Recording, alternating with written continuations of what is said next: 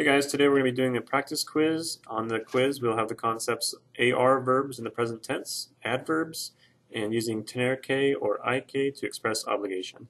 If you want to actually take this quiz before I go over all of the answers, there are 4 sections to it. Each of them have 3 or 4 questions in them, and there'll be a link in the description of this video that will take you to the quiz, and you can open it up or print it off and go ahead and try and do this before I give you the answers.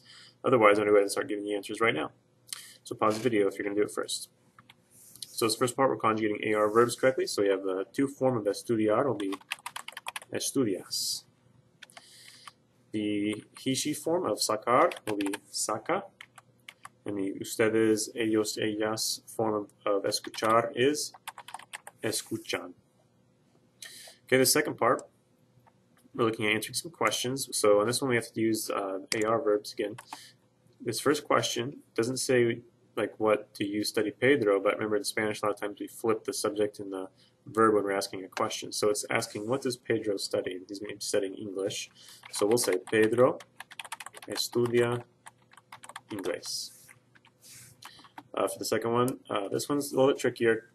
Ask yourself before answering the question, what does ustedes mean? Ustedes is you plural. So if I ask you plural or you guys a question, you're going to answer with us. So this one should be nosotros.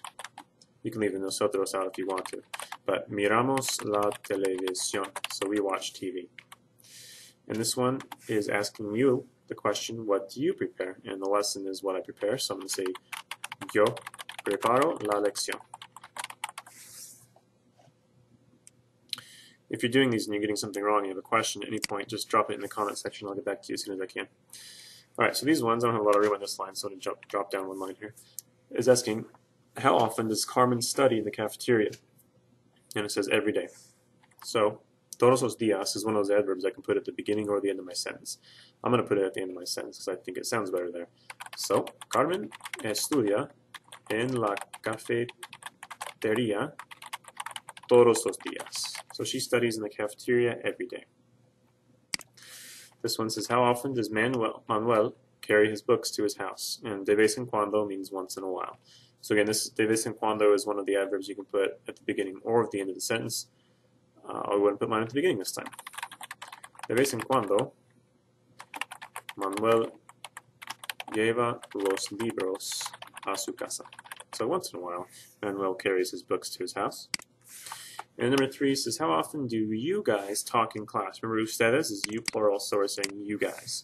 This one will sound like siempre, or I could say nosotros siempre hablamos en la clase. Siempre, always, you're going to want to put that one before your verb. So that's why I put it over here. I cannot put it after. It would sound weird. It's just not right. Okay, so in this last one, we're going to use either IK or tener que to fill in the blanks. Remember that IK means one must, and I do not use a subject with that. So immediately numbers 1 and 3 cannot be IK. So for number 1, I'm going to use tener, and the O form of tener is tengo, so tengo que. And number 3, since it has a subject, we're going to use tener again, and tienes que.